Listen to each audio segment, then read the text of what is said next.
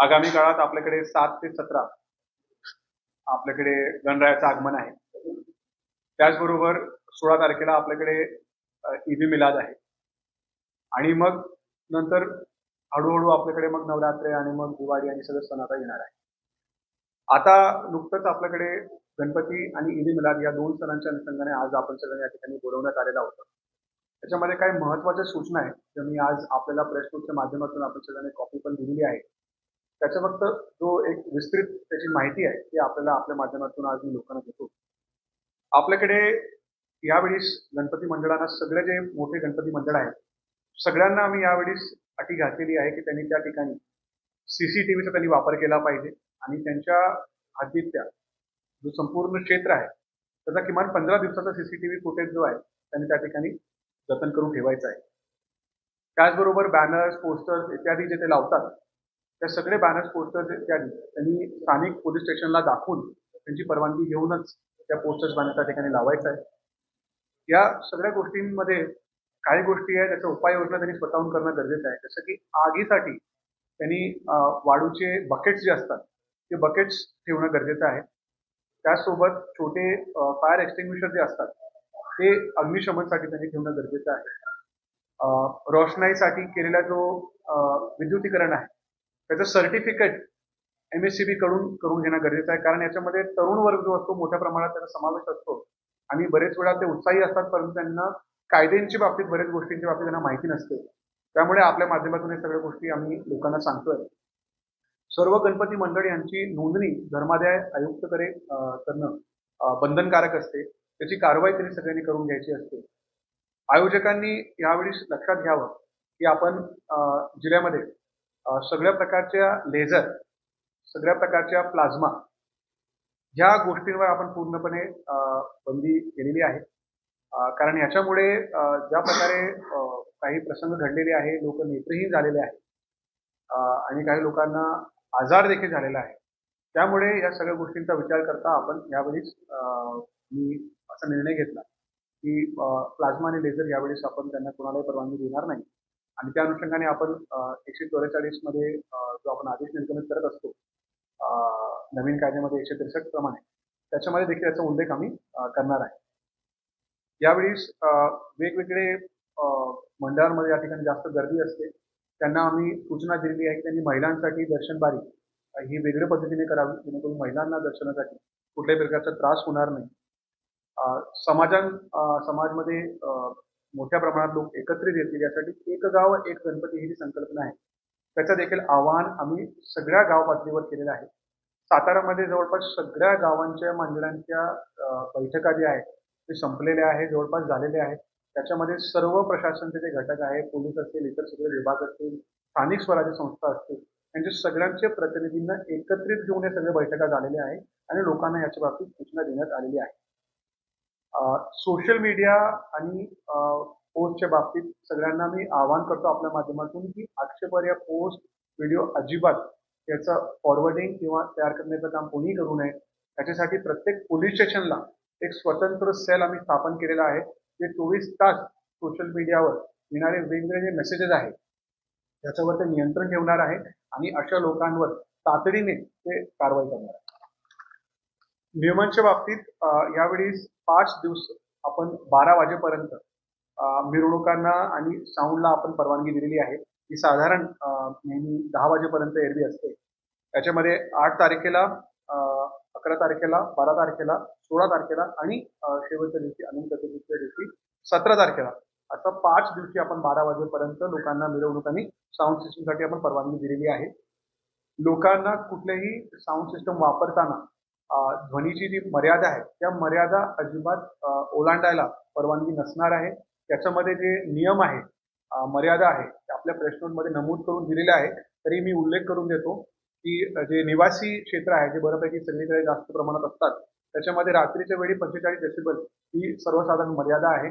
आम्ही control sample प्रत्येक गावाचा आम्ही घेतलेला आहे. त्या ठिकाणी साधारणपणे मर्यादा काय असते याचा आम्हाला अभ्यास आहे आणि जर त्या मर्यादेच्या पेक्षा जास्त ध्वनी प्रदूषण करण्यात आला तर संबंधित जे आयोजक आहेत त्यांच्यावर कारवाई करण्यात येईल. परंतु माझा असा विश्वास आहे की सर्व गणपती मंडळ जे आहे ते सुजाण आहेत, त्यांना माहिती आहे आणि समाजासाठी त्यांच्यामध्ये लोकभावना आहे. त्यामुळे ह्या सगळ्या गोष्टींचं ते पालन करूनच ते यावेळी गणपती साजरा करतील. पोलीस म्हणून आम्ही काही तयारी केलेली आहे. त्या बाबतीत आपलं थोडक्यात माहिती देतो.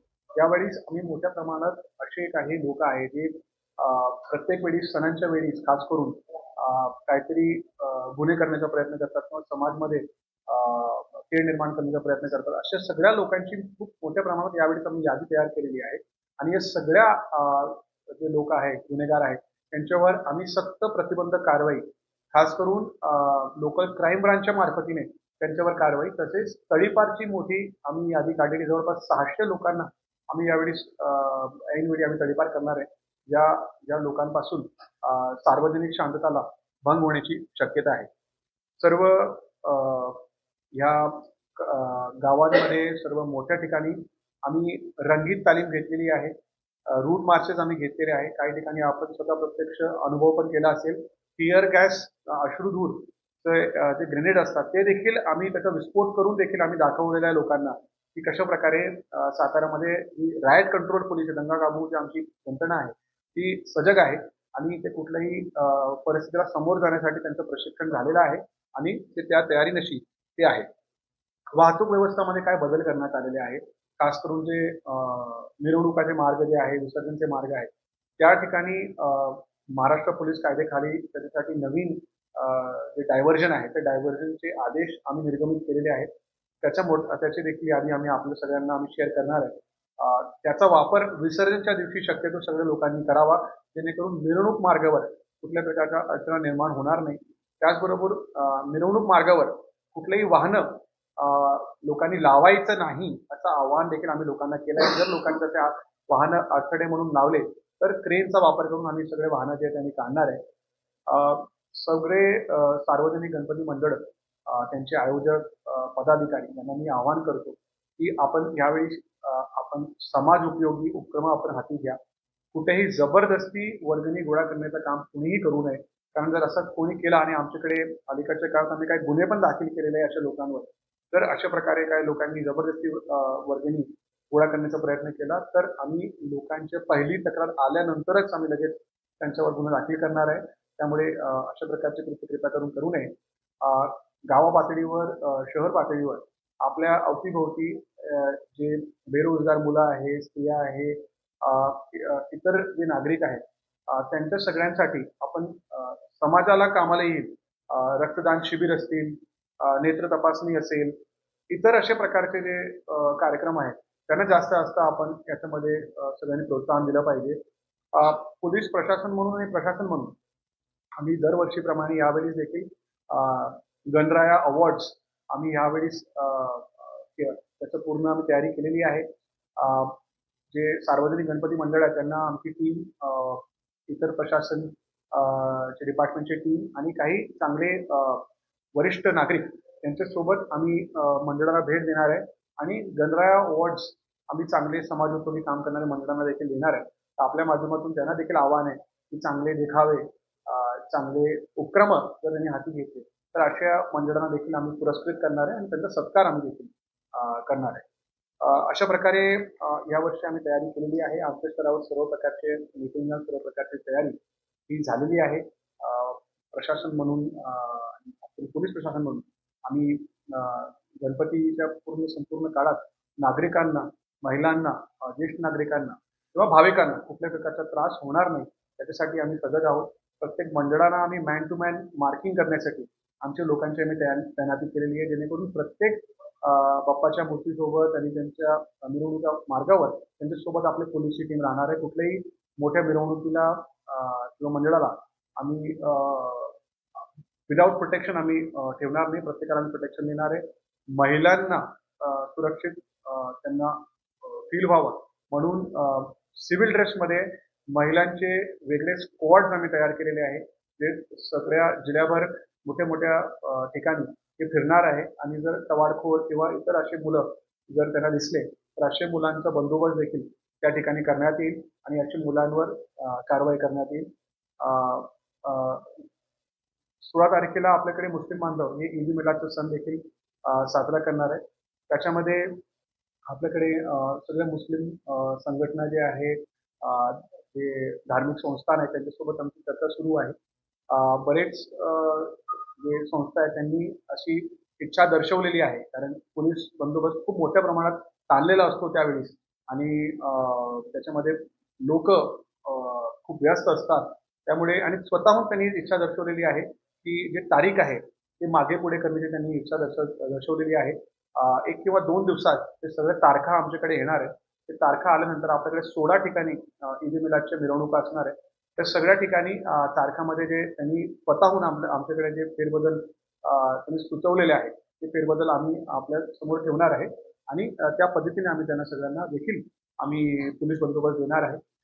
ईद ए मिलादमध्ये देखील मिरवणुकामध्ये कुठल्याही प्रकारच्या कायदा सुव्यवस्थेचा प्रश्न निर्माण होणार नाही आणि सर्व मुस्लिम बांधव आणि भाविक हे शांतपणे आणि चांगल्या भावनाने त्या सगळ्या मिरवणुकामध्ये ते सम्मिलित होतील आणि चांगल्या पद्धतीने ईद मिलाद देखील साजरा करतील. त्याच्यासाठी देखील आम्ही पोलीस बंदोबस्त नेमलेला आहे आणि त्याच्यामध्ये मागील 10 वर्षाचा आम्ही अभ्यास केलेला आहे. 10 वर्षामध्ये कुठे-कुठे गुन्हे दाखल झालेले आहेत. गणपती असो किंवा ईद मिलाद असो, या सगळ्याच्या पार्श्वभूमीवर आम्ही त्या सगळ्या गुन्हेगारांवर आम्ही प्रतिबंधक कारवाईचा एक खूप मोठा असा एक आकडा आम्ही तयार केलेला आहे आणि त्या सगळ्या लोकांवर आम्ही प्रतिबंधक कारवाई करून सामान्य नागरिकांना, भाविकांना हे सगळे सण चांगल्या पद्धतीने साजरे करता येईल याच्यासाठी आम्ही त्यांना सोय करून देणार आहे. त्याच्यामध्ये आपल्या सगळ्यांच्या माहितीसाठी सांगतो. आम्ही याच्यामध्ये मी आणि जिल्हाधिकारी महोदय आम्ही दोघांनी याच्यावर चर्चा केली आणि काल पालकमंत्री साहेबांसोबत देखील याच्यामध्ये चर्चा झालेली आहे. त्याच्यामध्ये एक प्रस्ताव आम्ही जिल्हाधिकारी महोदयांना दिलेला होता आणि त्यांनी त्याला मान्यता पण दिलेली आहे. त्या आधीच निर्गमित झाल्यानंतर आपल्याला त्याची कॉपी देखील आम्ही देतोय.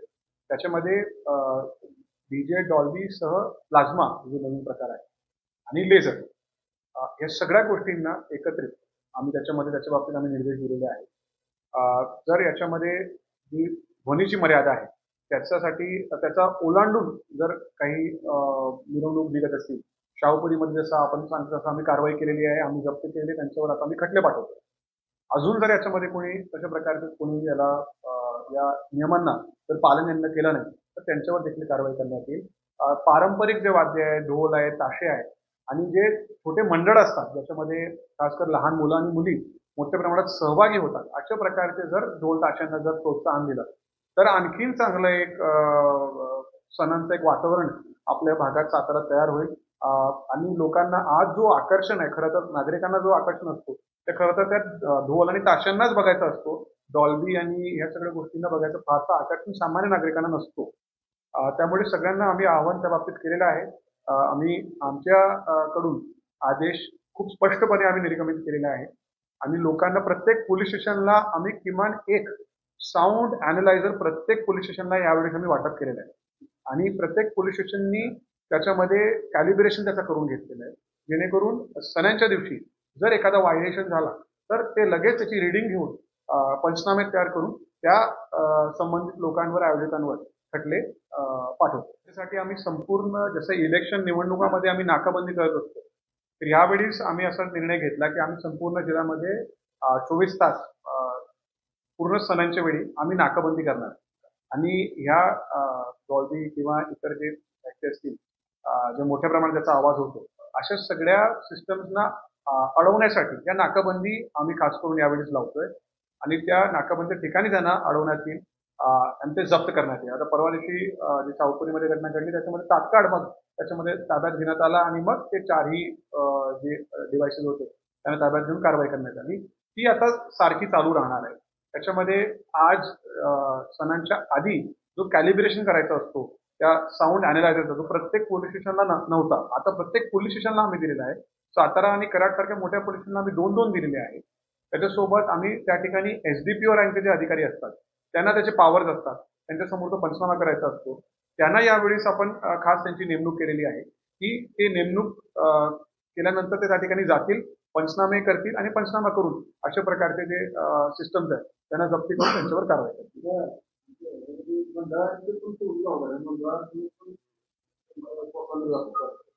याच्यामध्ये लोकांनी खरं तर ज्यावेळी लोक वर्गणी देतात त्यावेळी लोकांनी हा प्रश्न विचारला पाहिजे की वर्गणी देताना की तुम्ही कसल्या प्रकारच्या वाद्यांचा वापर करणार आहे, तुम्ही कुठल्या प्रकारचे समाज उपयोगी तुम्ही कार्यक्रम करणार आहे का, समाजाला फायदे होईल अशा प्रकारे तुम्ही काय हाती काय कामं घेताय का. तर अशा प्रकारचे जर प्रश्न लोकांनी सहज विचारला तरी याच्यामध्ये भरपूर बदल होऊ शकतो. पण मला असा विश्वास आहे, कारण माझ्याकडे जे तरुण मंडळ आणि कार्यकर्ते येतात ते फार उत्साही आणि फार त्यांच्यामध्ये ऊर्जा असते. फक्त कुठेतरी कदाचित त्यांना ते मार्गदर्शन व्यवस्थित भेटत नसेल. ते मार्गदर्शन देण्याचं काम आम्ही करतोय, प्रशासन म्हणून आम्ही करतोय, पोलीस म्हणून आम्ही करतोय आणि त्या मार्गदर्शनाखाली नक्कीच यावेळी खूप चांगल्या पद्धतीने या सगळ्या गोष्टी होतील असा माझा विश्वास आहे. सर्व डीजे चालक मालक जे आहेत त्यांच्यासोबत आमची बैठका वेगळी झालेली आहे. त्या सगळ्यांना 138 प्रमाणे नोटिसा देण्यात आली आहे आणि जर आम्हाला गरज पडली तर असे लोकांच्या ते ऐकत नसतील तर त्यांच्या दुकानं सील करण्याची देखील आम्ही कारवाई करायला आम्ही तयार आहे. आणि आम्ही काही उदाहरण नक्कीच असे आपल्या समोर येतील. जर त्यांनी ऐकलं नाही तर त्यांचे दुकान देखील आम्ही सील करतो. टप्पे एसटीला आपल्याला सांगतो ही कारवाई एका दिवसाची नसते, कारण हे जसं आपण म्हणतो की याच्यामध्ये बरेच लोकांनी इन्व्हेस्टमेंट केलेला असतो, लोकांनी आणलेला असतात, तर ह्या लोकांना देखील बिझनेस करायचा असतो. तर त्याच्यासाठी आम्ही आधीपासूनच याची तयारी आम्ही सुरू केलेली आहे. संपूर्ण जिल्ह्यात मोठ्या प्रमाणात निवडणुकासारख्या नाकाबंदी लावण्यात आली. त्या नाकाबंदीमध्ये चुकीच्या काही गोष्टी तर होत नाही त्याच्यासाठी देखील आहे आणि त्याचबरोबर कुठे असे मोठे सिस्टम वगैरे तर येत नाही याचा देखील त्या नाकाबंदीमध्ये त्याचा समावेश असणार आहे. दुसऱ्या टप्प्यावर आम्ही मंडळांना आम्ही भेट देणारे प्रत्येक मोठ्या मंडळाला आम्ही जवळजवळ एक एक अंमलदार तरी आम्ही प्रत्येक ठिकाणी दिलेला आहे. त्या अंमलदारांची जबाबदारी असणार आहे की त्या ठिकाणी कुठल्या प्रकारचे सिस्टम, कुठल्या प्रकारच्या गोष्टींचं पालन होतोय, त्या नियमांचं पालन होतोय की नाही, त्याची अंमलबजावणी त्या ठिकाणी ते कर्मचारी त्या ठिकाणी करणार आहे. त्याच्यावर संबंधित पोलीस स्टेशनमध्ये आम्ही सेक्टर्समध्ये त्याला पाडून दिलेलं आहे. त्या सेक्टर्समध्ये जे दुय्यम तिय्यम अधिकारी आहेत त्या अधिकाऱ्यांनी त्याच्यावर निरीक्षण राहणार आहे आणि त्याच्यावर देखील मग प्रभारीचं निरीक्षण राहणार आहे. अशा प्रकारे एकंदरीत त्याची आम्ही संरचना केलेली आहे. याच्यामध्ये कोऑर्डिनेशन सगळ्या डिपार्टमेंटचा आम्हाला चांगला भेटत आहे. एमएससीबी असेल, पीडब्ल्यूडी असेल, महसूल विभाग असेल, सगळ्यांनी याच्यामध्ये आणि स्थानिक स्वराज्य संस्था असतील, सगळ्यांनी एकत्रित येऊन याच्यामध्ये चांगल्या प्रकारे नियोजन केलेलं आहे आणि ह्या सगळ्या गोष्टींचं नियोजन केल्यानंतर देखील जर कुठे काही अडचण आली तर आपण 112 या क्रमांकावर आपण कधीही कॉल करू शकता. त्या 112 नंबरवर कॉल केल्यानंतर तातडीने या ठिकाणी पोलीस मदत पोहोचेल याची आम्ही आपल्याला ग्वाही देतो आणि लोकांना जर काही तक्रार खरोखर असेल आणि त्या तक्रारमध्ये ऍक्शनेबल काही असेल तर नक्कीच त्याच्यामध्ये त्यांना मदत मिळेल. शांता समितीच्या बैठका सगळ्या जिल्हाभर ऑलरेडी झालेल्या आहे. बऱ्यापैकी सगळ्या पोलीस स्टेशनच्या अंडर झालेल्या आहे. आपण शेवटी सालाबाद प्रमाणे नेहमी आपण एक शेवटची बैठक आपण त्याच्यामध्ये मी असतो, कलेक्टर साहेब असतात, ती एक बैठक आपण घेत असतो. एक सातारात घेत असतो आणि एक कराडमध्ये घेत असतो. ते आपण घेणारच आहे. परंतु जे स्थानिक पातळीवर जे बैठका आहे ते सगळे ऑलरेडी झालेले आहेत आणि त्या बैठकामध्ये जे सूचना आहेत ते ऑलरेडी शेवटच्या टप्प्यापर्यंत पोहोचलेल्या आहेत. प्रत्येक पोलीस स्टेशनला किमान एक तरी डिव्हाइस आहे. आपल्याला सगळ्यांना मी आग्रह करेन की आपण ज्या वेळेस आपण स्थानिक पोलीस स्टेशनला जाता तर आपण प्रभारींना आपण नक्कीच आग्रह करा की आपल्याला ते साऊंड अॅनालायझर जे आहे ते आपल्याला त्यांनी दाखवावं आणि ते काम कसं करते हे देखील आपल्याला दाखवा. सगळ्या जे आम्ही कारवाई करतो त्याच्यामध्ये सगळ्यांचं समन्वय आणि सहकार्य आतापर्यंत आम्हाला भेटलेलं आहे. त्यामुळे मला नाही वाटत अशा प्रकारे ते काय दबाव किंवा इतर काय विषय होतो.